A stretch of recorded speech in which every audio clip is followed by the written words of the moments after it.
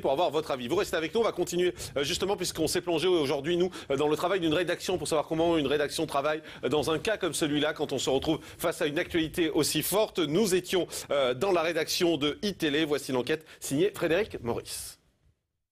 L'arrestation du tueur de Toulouse et de Montauban, c'est l'information qui a bouleversé tous les programmes des chaînes d'infos en continu. Comment couvre-t-on une telle actualité? Quels sont les effectifs qui sont mobilisés?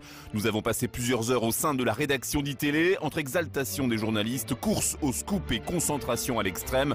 Comment vit une rédaction au cœur de l'événement? La plupart des téléspectateurs dormaient encore, mais à 5h27 ce matin, voilà ce qu'on pouvait entendre sur iTélé. Il est 5h30 et iTélé bouleverse ses programmes puisque depuis 3h05 maintenant, le RAID a localisé, a cerné l'ennemi public numéro 1.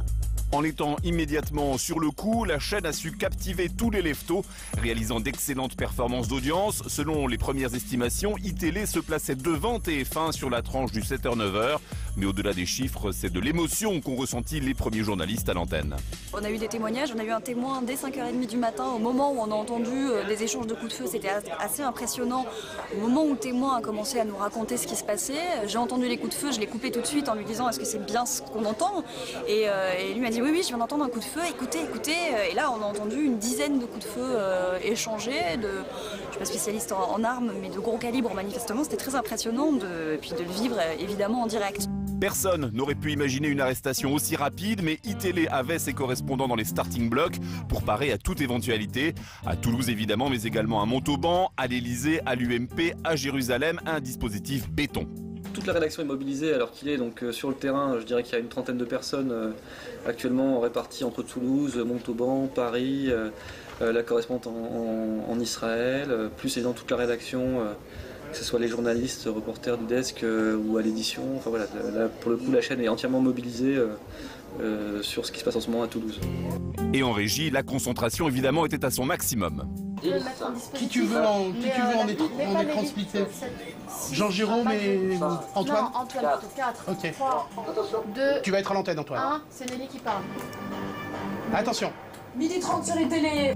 Sur le plateau, les présentateurs tiennent la rampe, entourés des experts Olivier Ravanello pour l'international, Michael Darmon pour la politique, qui sera en contact toute la journée avec son réseau pour nourrir ses analyses. Michael Darmon, c'est notre éditorialiste politique, donc il est en contact en permanence avec des conseillers à l'Elysée, à Matignon, au ministère de l'Intérieur. Il glane aussi des infos par ces biais-là, et c'est comme ça qu'on apporte aussi une touche en plus dans la couverture de cet événement. C'est la crainte des chaînes info, faire trop de commentaires, brasser trop de vent sans laisser la place aux faits.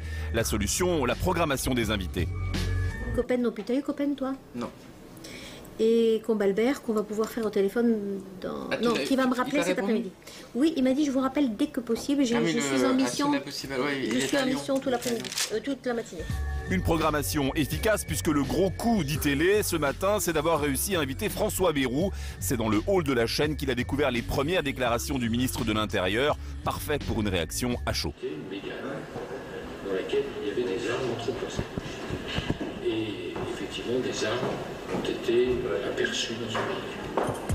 Il y a les journalistes qui sont au taquet depuis les aurores et puis il y a les autres. Jean-Marie Kemener est rédacteur en chef du 17-20 et c'est pendant plusieurs heures qu'il a dû ranger son frein avant de se lancer dans l'arène. Au moins ça lui permet de ne pas se laisser abuser par les rumeurs et d'avoir du recul sur l'info. Il est 11h15, je suis ici depuis 8h du matin, mon édition commence à 17h, je pense que le recul il y sera largement, très largement. Et en plus, iTélé a une ligne éditoriale telle qu'on ne donne rien qui ne soit pas vérifié et validé et réfléchi. On ne favorisera pas une information buzz si c'est qu'un buzz et pas une information. Le breaking news, autrement dit le traitement de l'actualité à chaud et le sel des chaînes info. Un exercice passionnant pour toute l'équipe des journalistes d'iTélé, mais un exercice risqué.